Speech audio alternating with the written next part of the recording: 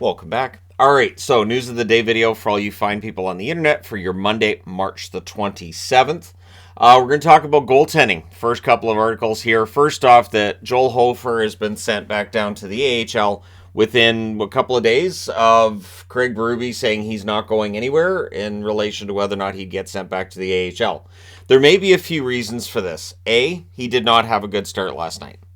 B, the broadcast crew on the LA Kings broadcast was talking about why he might not have a good night before he didn't, in that they said that they had heard his glove hand was a work in progress. And so I think it was Jim Fox that said that. So when a broadcast team has that information, odds are a lot of people do. And so, yeah, he had 5 goals allowed on 17 shots. I've talked about it in the recap for last night's game. I think the defense was atrocious by both teams in that game last night. But Hofer being sent down also could be related to the fact that Springfield, their AHL affiliate, has a tough week, and they're looking to make the postseason in the AHL, so putting Hofer down there makes some sense. Plus, it's a 3-goalie rotation, which makes no sense when your team is nowhere near a playoff spot, and so having Grace as a healthy scratch, it doesn't work. So even though Berube may have wanted to keep Hofer around and give him the starts and give him a chance to grow into the role right now, the decision was made to send Hofer down to the AHL instead. I don't think it's a big deal. I think that Hofer's going to be good. There's definitely some work to be done this summer.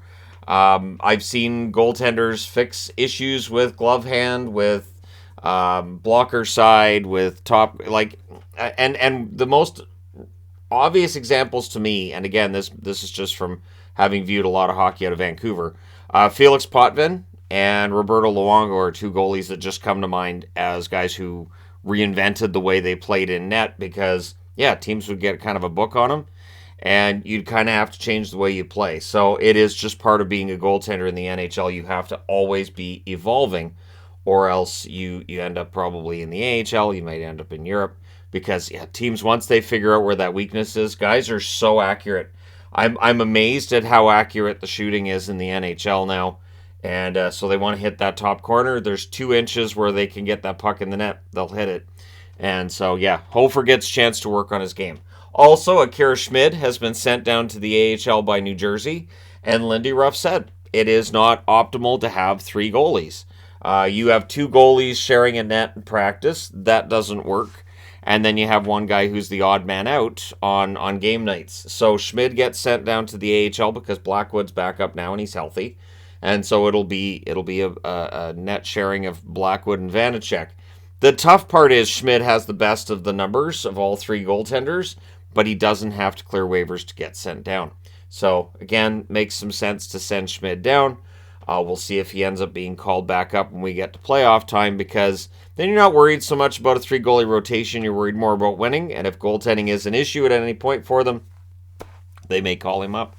Matt Duchene is week to week with a hand injury for the Nashville Predators. This is terrible news for a Nashville team that is barely clinging to that hope that they can get into the playoffs. And, of course, it suffered another blow last night with the loss to the Toronto Maple Leafs. That after the loss against Seattle, hope is definitely going to be fading if you're Nashville. And with Duchene out and a team that's already missing some of their big guns up front, that really hurts. Nashville's going to have to win a bunch of games 1-0, 2-1. You're going to have Saros needing to stand on his head regularly. And I do think that this may very well be what finally ends that hope for Nashville of getting into the playoffs.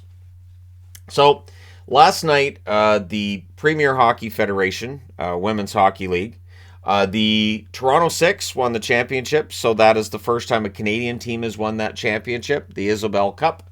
And one thing that's interesting to me is that it's in Tempe, Arizona. You could see there were a lot of empty seats there. So there's a discussion to be had around women's hockey and around having that sport grow. And so I know that there's been growth in their salary cap, and I understand that. And I know that going into next year, things look somewhat stronger for the league. I do wonder when it comes to the sustainability, and this is where the union and the PHF got into everything and all that. I do honestly wish the league the best. I do congratulate Toronto on their win. That's kind of great. And the fact that it was Toronto and Minnesota, I think was unpredictable. Boston got knocked out by Minnesota in the semis, and so yeah, we had a matchup between two teams that hadn't won the championship before, and that's always fun. It would be nice to see women's hockey get more of a foothold in hockey in general, and see the attendance grow and see the interest in women's hockey grow as well. I know there are subscribers to the channel who are trying to help with that endeavor as well, and I wish them the best on that. But yeah, the number of empty seats last night, and this is where things. It's one of those things that I've talked about too with the NHL, and I don't get into it now when I do the recaps so much, talking about empty seats. Buffalo, I've talked about it at points this year because it's really jarring knowing how full Buffalo's arena was for so long, seeing it that empty. It doesn't necessarily mean that seats aren't paid for. It just means that there aren't certain people in attendance. But it is, when you're having a championship game, you want it to look as full as possible.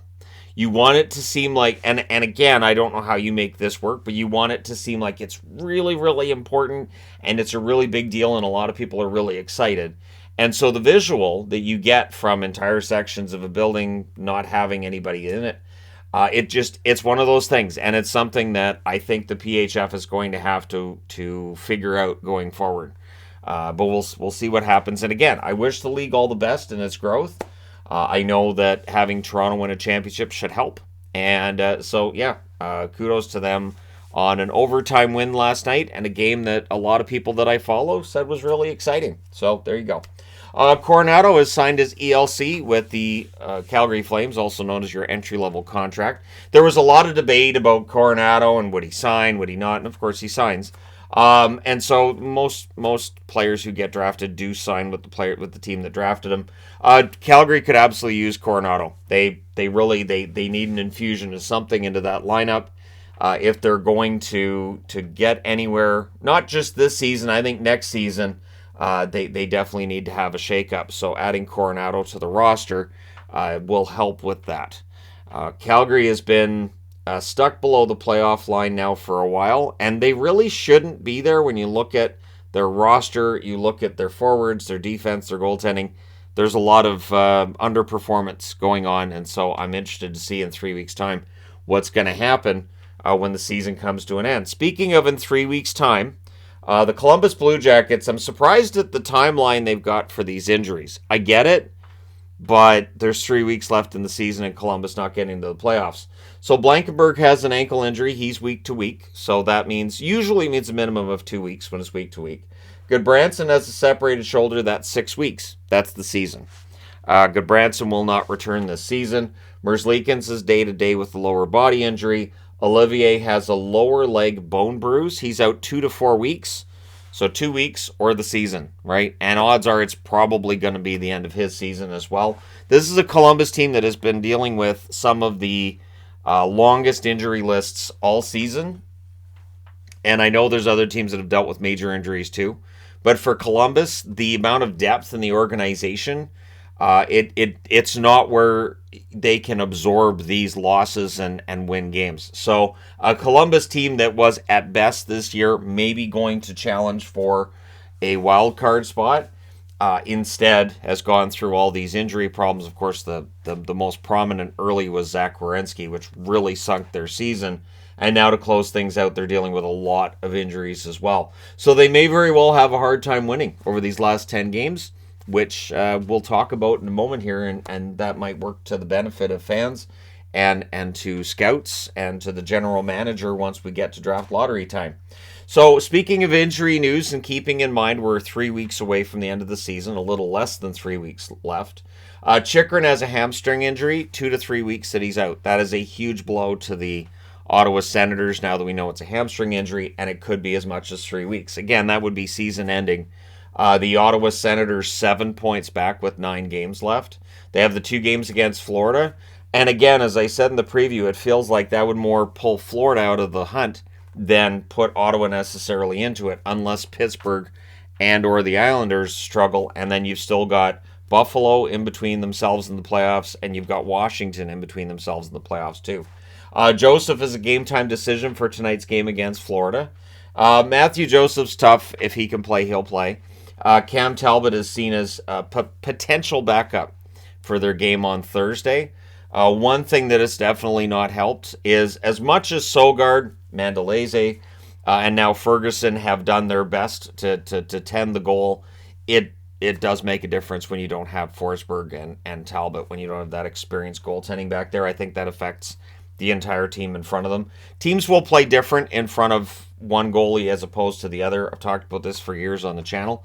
And it can be quite notable. And so when you've got a goaltender that you feel like you kind of have to protect, it can affect the attack. Where you might normally take a chance and you take that risk out there, instead you think, I can't, because if I turn this puck over, it's probably going to go in the net. I want to protect the goaltender. So at any rate, Ottawa, try to keep the hopes alive, and injuries not helping them out here.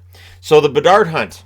We have 11 teams that are in the hunt for Connor Bedard. These teams could change between now and the end of the season because Vancouver's playing too well. And there's definitely discussions of that in this market, and I get it. So right now, San Jose leads the hunt. They are 1-6-3 in their last 10. They have 53 points in 73 games. Columbus also has 53 points, but in 72 games, and they have more regulation wins than does San Jose. They're 3-6-1 in their last 10. So the best odds are here, but Chicago, 73 games, 54 points. They're 2-7-1 in their last 10. Again, they traded out the guys at the deadline that were scoring their points, both Kane and Domi. So it has really hurt their ability to score. Like last night's game against Vancouver, I think if they'd had Domi in the lineup, they might have won that. I think I do, because Vancouver had their moments in that game where things didn't necessarily look great, and at any rate, Chicago didn't quite have the attack. Vancouver recovers, and they come back, they win the game.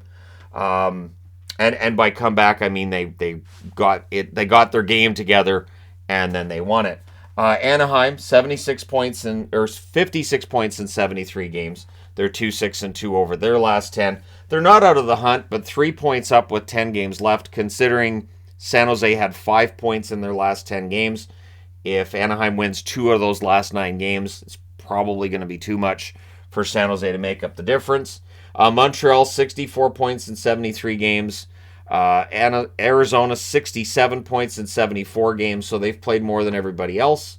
68 points in 72 games for Philly. 71 points in 72 games for Detroit, who are suddenly dropping down. And it's possible Philadelphia passes Detroit when you look at Philadelphia, 11 points in their last 10 games, and Detroit has 6. So Detroit's odds of drafting Bedard keep going up. St. Louis, 6-3-1 in their last 10 games. They have 72 points in 73 games. Vancouver, 8-2 in their last 10 games. They're back to 500, 73 points, 73 games. For the Ottawa Senators, they're 3-6-1 in their last 10, and suddenly they're in the hunt. 73 games, 75 points.